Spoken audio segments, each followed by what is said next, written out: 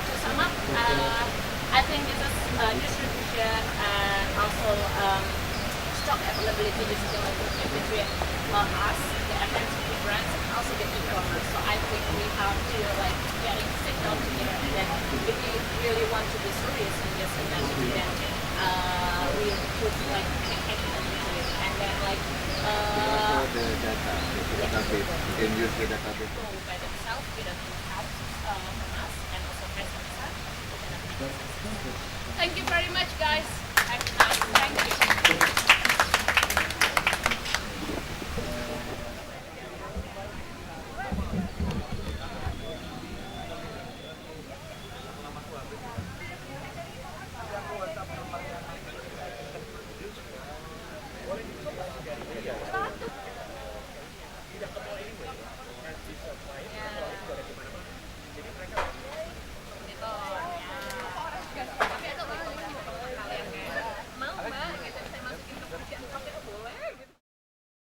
So may I just see a show of hands of people from agencies for digital, or not even just for digital, but for this session particularly will be digital.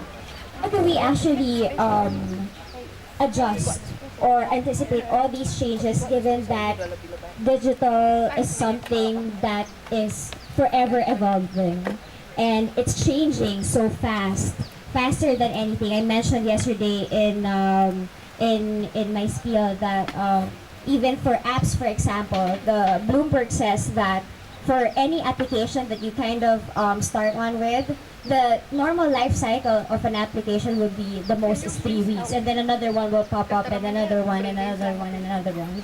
So, yeah. Our fee will kind of like start with some history first, so we can go on with the conversation. Okay, before we discussing about what the next big thing, I think I like to share with you what is already happening in digital. Let's say from the beginning we are serving banner for digital advertising. We serve banner. We then have a video pre-roll. We have video overlay, and then we can do a content marketing, and then we can do a targeting. We can have a specific audience to target to a specific banner, and then what else? We can do so virtuality, search marketing, but it's already happening in the past and up till now. We don't know what's happening in the future, so I think I'm opening to the floor now. Is there any specific thoughts or needs or something that you wish to share to us in the floor, in the forum, that maybe let's say from the brand perspective, I need something that can connect my brand to the audience beyond banner, beyond everything that already I've mentioned, or there is a need from agency that I need something to connect my client's brand to the audience. So now I'm opening the floor now if you have something to share about this. Another way of putting the question is that with everything that's available now in terms of digital advertising, do you actually find it useful for you? More than that, the next question is, if yes or if not, what then is the next big thing that you think you need when it comes to digital advertising? So, go ahead. I think it's going to be mobile. I think we see lots of explosion of cat apps, especially. I mean WhatsApp, Line, Kakao, WeChat, and also mobile sites and smartphones are getting cheaper and cheaper in Indonesia. I mean, you can buy Android for 600,000 rupiah. I mean, imagine the second hand probably 400,000. So I think mobile will be the next frontier.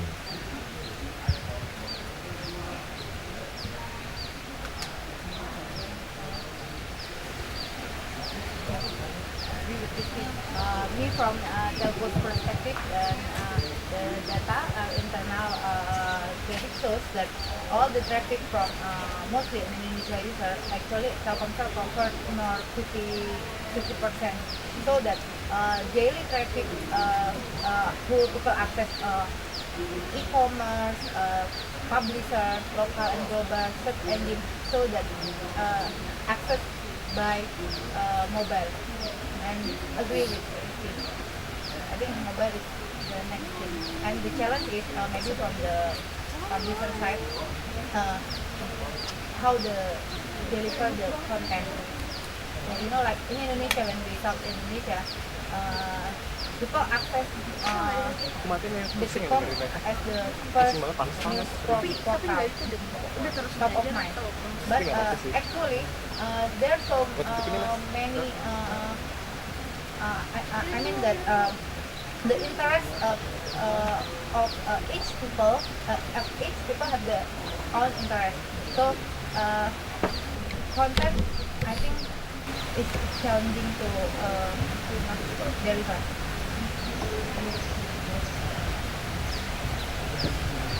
Evolved over time, and now we're seeing that mobile is there.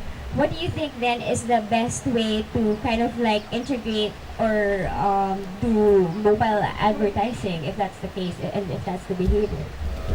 Probably the right way to do it. I mean, you can make so many push messages, right? I think it depends on how many money you can buy, slot, email banner. But again, if you want a long-lasting relationship with the customer, you need to create a full strategy and then full of big content. Actually, there is some campaign using mix between content marketing combined with the e-commerce. What we have done in the past is we create a page called that we do is we are having a partnership with some local e-commerce to build their special for every industry, because it already works for techno.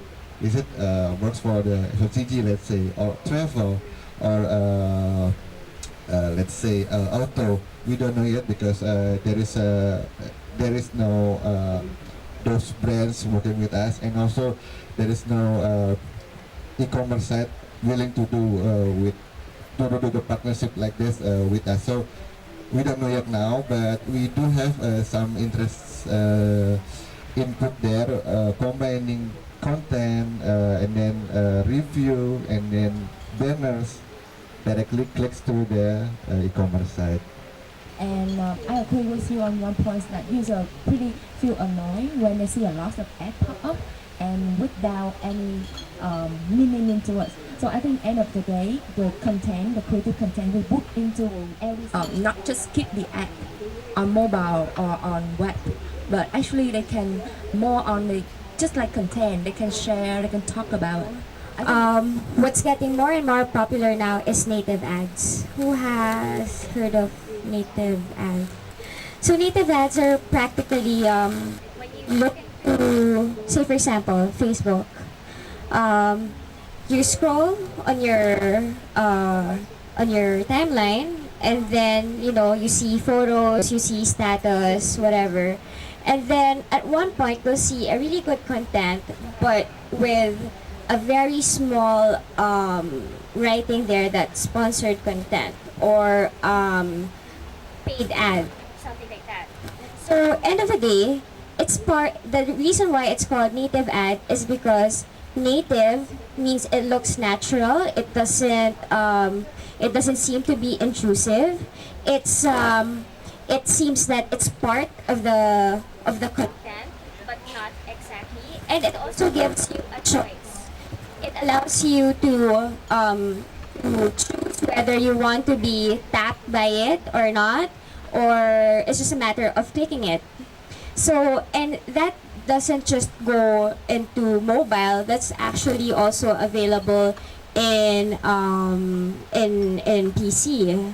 So and there has been a lot of effort on this. Say for example, even for Yahoo, if you go to the homepage of Yahoo and then you see the different streams of articles that you have there and talking about content, which is something that is not that intrusive but can capture the attention of the users. There are also native ads that could be available there in the form of content as well. So to your case, yes, content marketing seems to be the most viable option right now, where number one, it's subtle. Number two, it doesn't give the annoyance. Number three, it gives the user the choice whether if they want to interact with you as a brand or not. So, I particularly hate being retargeted, even as a digital native, right? One of the oldest digital native, but you know, I don't particularly like it if it's not relevant. But if it's relevant to me, it's like, oh man, you know, I was looking for mobile phones, and then you know the ad, and specifically I was looking for the iPhone, for example, and then it gives me an ad. For example, Tricomsel has a new deal for the 5S or something like that. That's fine by me because that's exactly what I was looking for. I don't mind. And you know, Agoda is doing quite smartly at the moment as well. And then the hotel that they featured is very much the ones that you've been looking at, or what they've cookied you looking at, you know. So now, a few months ago I was going to Manila, I was looking for a hotel, and it's serving. But when does it stop as well, right? You don't want it to continue targeting you all the time, and sometimes that gets a bit annoying. Anyway.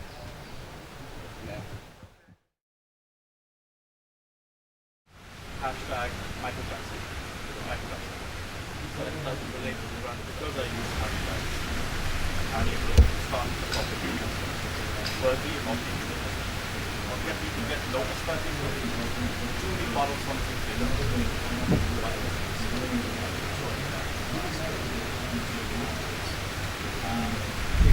having conversations regularly. Hashtags out there. Actually,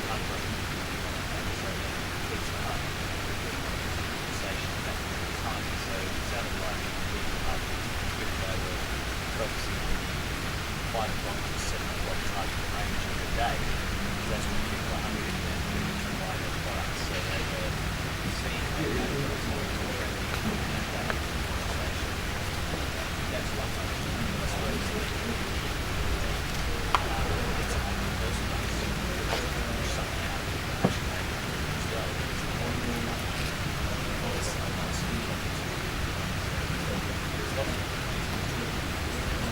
I was having this conversation with Harry from Twitter at lunch, and he said something about overuse of hashtags, where it results in sort of Twitter debris, hashtag debris, where they have so many hundreds of them, which are practically meaningless. And just adding a hashtag in front of sentences because something that's without it. You have to be a person. Then the hungry thing makes sense. Exercise. The other news one is a lot of brands that are trying to move comfortable some brands. So sometimes you might some brands might just what's happening.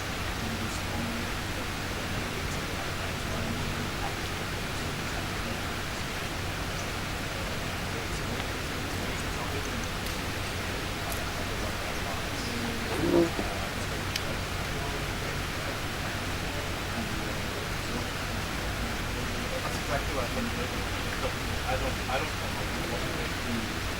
what most of us marketers come know it's best what is the best is there right way? I think first of all there's an inflation of hashtags. That brands, the daily post. You guys see here? Yeah. So brands that are posting using hashtags from my point of view for the sake of hashtag. Because how much Twitter are they using the hashtag, right? So it's again exactly what you say actually. There's this little purpose. Well, the only purpose is to have a hashtag, but it's not really telling you. The other thing that I see is that hashtags can change a lot. Right? So today we have a hashtag in the morning post, and then you have to understand totally different hashtag. So why would you expect things to different, and you have your brand identity and all of that, right? And your slogan and so on. So you don't change that on a daily basis. I'm not saying that a hashtag will have to be but in general, I think that from a content point of view, when we create the content plan for the next week or whatever, I think it needs to be a story that you tell these 2 weeks rather than a daily. Exactly, so give me something, right? So it needs to be more. I think that social media in general, and like should be more people like copywriters, people that have a probably a journalistic background, something kind of random that create content rather than the community manager discipline, because we see that a lot, and it's the same with us. For example, just from a cost point of view, you cannot put expensive copywriter, right?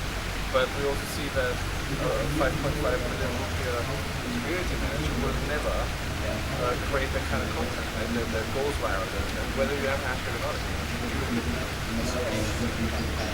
Started a couple of months ago by Dell's research for clients. The way that they've done it is it also seems to make looks like crazy colour and sort of short haircuts. It's not about clients painting, they're more about the glamour of the long hair and the sort of stuff. It also seems to be chopped in there. And the story that they came up with, Joe's saying, is that they made a story where they found some actresses in Philippines when they started off, and they replicated the rest of the countries. But they picked a lady who was really famous as an actress since she was a young child star. She always had long dark hair.